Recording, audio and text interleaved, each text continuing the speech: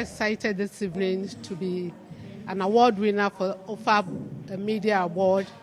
It's been a long journey. I've been reporting on biosafety and also genetically modified crops for a while. I'm so enthused about this whole technology because when you look at it, it's kind of addressed so many issues like a health issue, environmental issues, and also economic issues. When we talk about economic issues, especially with the farmers, the cost of using pesticides, when we look at it from this angle of Russia-Ukraine war, where we are finding it difficult to even get chemicals for our farmers, fertilizers and whatnot. So there was this farmer who I made a colleague spoke with, and the guy said, yes, he spent so much on fertilizers, and apart from that, the effects, as he praises, and he was the one who mentioned saying that he uses DDT, a banned chemical in this country. But he said, yes, that's available to him.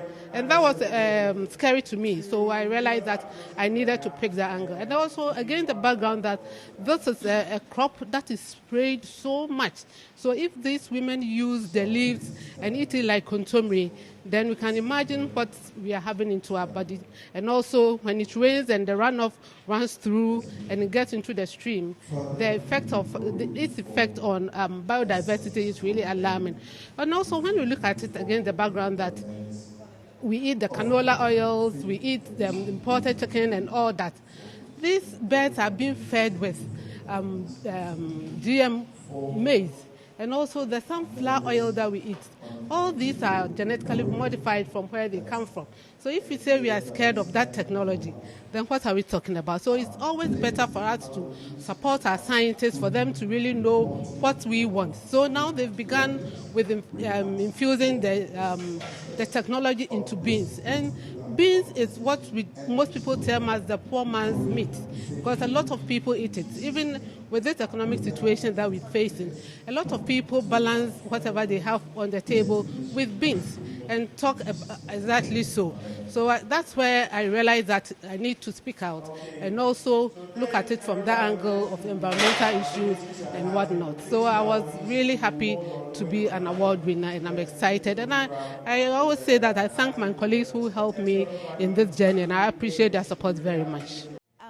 It wasn't a surprise to me because this is the second time I am entering.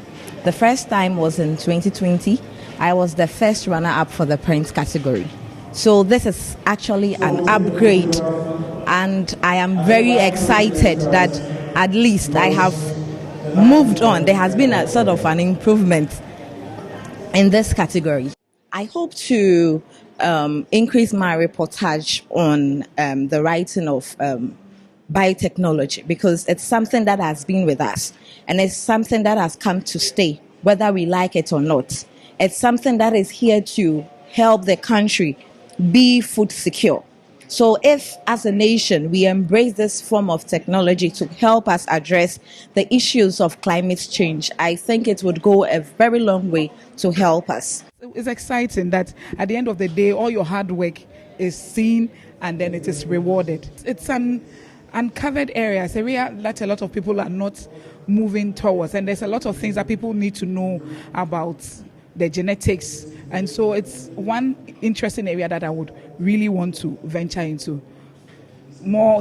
Stopping more of the gender and venturing into sciences and the agriculture. I think it took me 2 or 3 weeks to put the whole team together because I wanted to make sure that I covered all the areas. We're looking at genetically modified crops, how healthy they are, what are the myths, are the myths really true?